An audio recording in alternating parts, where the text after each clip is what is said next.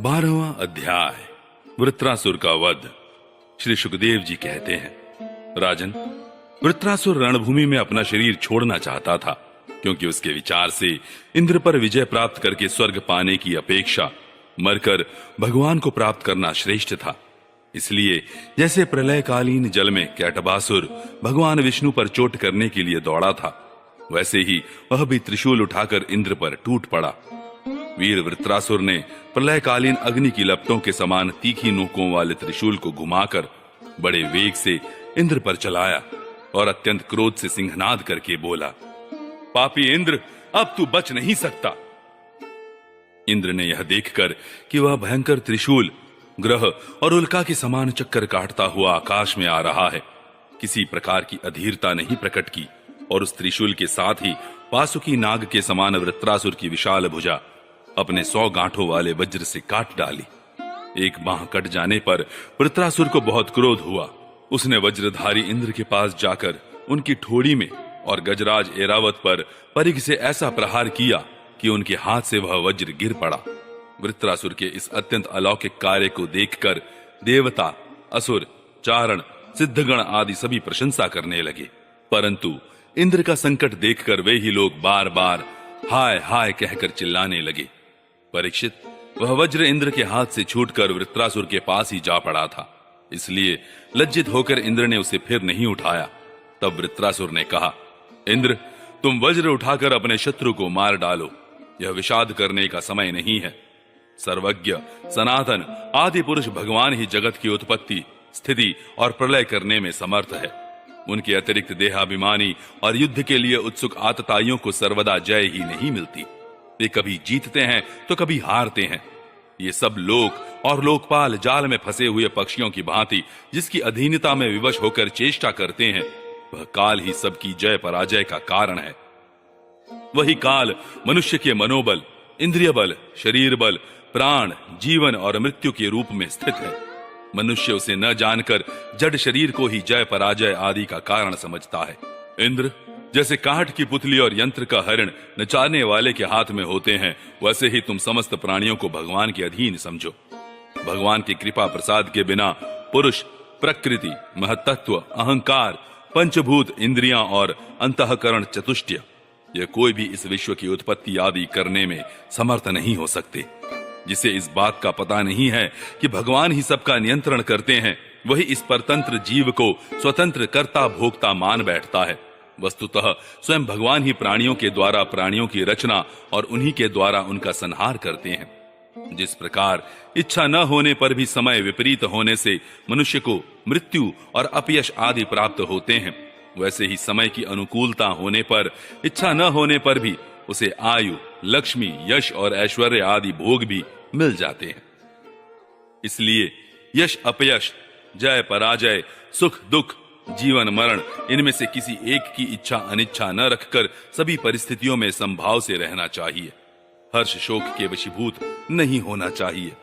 सत्व, रज और तम, ये तीनों गुण प्रकृति के हैं, आत्मा के नहीं। अतः जो पुरुष आत्मा को उनका साक्षी मात्र जानता है, वह उनके गुण दोष से लिप्त नहीं होता। देवराज इंद्र, मुझे भी तो देखो, तुमने मेरा हाथ और शस्त्र काटकर एक प्रकार से मुझे परास्त कर दिया है, फिर भी मैं तुम्हारे प्राण लेने के लिए यथाशक्ति प्रयत्न कर ही रहा हूं। यह युद्ध क्या है? एक जुए का खेल। इसमें प्राण की बाजी लगती है, बाणों के पासे डाले जाते हैं और वाहन ही चौसर है। इसमें पहले से यह बात नहीं मालूम होती कि कौन जीतेगा और कौन हारेगा। श्री सुखदेव जी कहते हैं, परीक्षित, वृत्रासुर के ये सत्य एवं निष्कपट वचन सुनकर इंद्र ने उनका आदर किया और अपना वज्र उठा लिया। इसके बाद बिना किसी प्रकार का आश्चर्य किए मुस्कुराते हुए वे कहने लगे। देवराज इंद्र ने कहा, अहो दानवराज, सचमुच तुम सिद्ध पुरुष हो, तभी तो तुम्हारा धैर्य, निश्चय और भगवत भाव इतना विलक्षण है। तुमने समस्त प्राणियों के सुहृद आत्मस्वरूप जगदीश्वर की अनन्य भाव से भक्ति की है। अवश्य ही तुम लोगों को मोहित करने वाली भगवान की माया को पार कर गए हो, तभी तो तुम असुरोचित भाव छोड़कर महापुरुष हो गए हो। अवश्य ही ये बड़े आश्चर्य की बात है कि तुम रजोगुणी प्रकृति के हो, तो भी विशुद्ध सत्व स्वरूप भगवान वासुदेव में तुम्हारी बुद्धि दृढ़ता से लगी हुई है। जो परम कल्याण के स्वामी भगवान श्री हरि के चरणों में प्रेममय भक्ति भाव रखता है, उसे जगत के भोगों की क्या आवश्यकता है। जो अमृत के समुद्र में विहार कर रहा है, उसे क्षुद्र गड्ढों के जल से प्रयोजन ही क्या हो सकता है। श्री सुखदेव जी कहते हैं, परीक्षित, इस प्रकार योद्धाओं में श्रेष्ठ महापराक्रमी देवराज इंद्र और वृत्रासुर धर्म का तत्व जानने की अभिलाषा से एक दूसरे के साथ बातचीत करते हुए आपस में युद्ध करने लगे। राजन, अब शत्रुसूदन वृत्रासुर ने बाएं हाथ से फौलाद का बना हुआ एक बहुत भयावना परिग उठाकर आकाश में घुमाया और उससे इंद्र पर प्रहार किया, किंतु देवराज इंद्र ने वृत्रासुर का वह परिग तथा हाथी की सूंड के समान लंबी भुजा अपने 100 गांठों वाले वज्र से एक साथ ही काट गिराई। जड़ से दोनों भुजाओं के कट जाने पर वृत्रासुर के बाएं और दाएं दोनों कंधों से खून की धारा बहने लगी। उस समय वह ऐसा जान पड़ा मानो इंद्र के वज्र की चोट से पंख कट जाने पर कोई पर्वत ही आकाश से गिरा हो। अब पैरों से चलने फिरने वाले पर्वतराज के समान अत्यंत दीर्घकाय वृत्रासुर ने अपनी ठोड़ी को धरती से और ऊपर के होठ को स्वर्ग से लगाया तथा आकाश के समान गहरे मुंह, सांप के समान भयावनी जीव एवं मृत्यु के समान कराल दाढ़ों से मानो त्रिलोकी को निगलता, अपने पैरों की चोट से पृथ्वी को रौंदता और प्रबल वेग से पर्वतों को उलटता पलटता वह इंद्र के पास आया और उन्हें उनके वाहन ऐरावत हाथी के सहित इस प्रकार लील गया जैसे कोई परम पराक्रमी और अत्यंत बलवान अजगर हाथी को निगल जाए।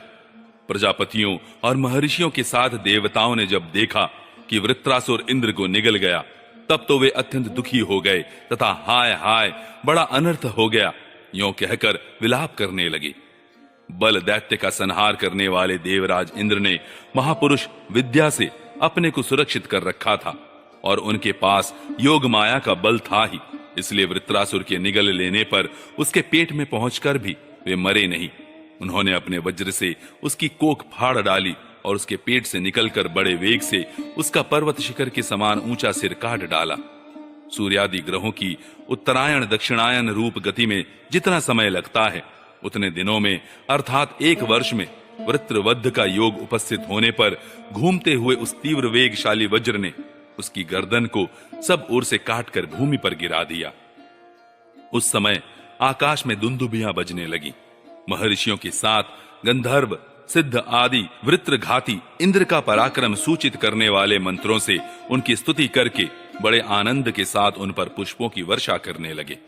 शत्रुदमन परीक्षित, उस समय वृत्रासुर के शरीर से उसकी आत्म ज्योति बाहर निकली और इंद्र आदि सब लोगों के देखते देखते सर्वलोकातीत भगवान के स्वरूप में लीन हो गई।